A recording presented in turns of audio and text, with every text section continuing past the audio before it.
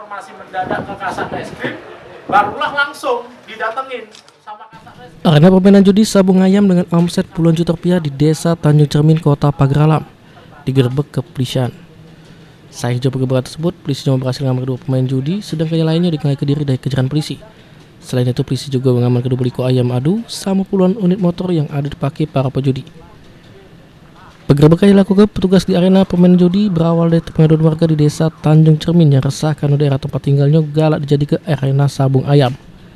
Ada informasi mendadak ke Kasat Reskrim, barulah langsung didatengin sama Kasat Reskrim. Dapatlah ini.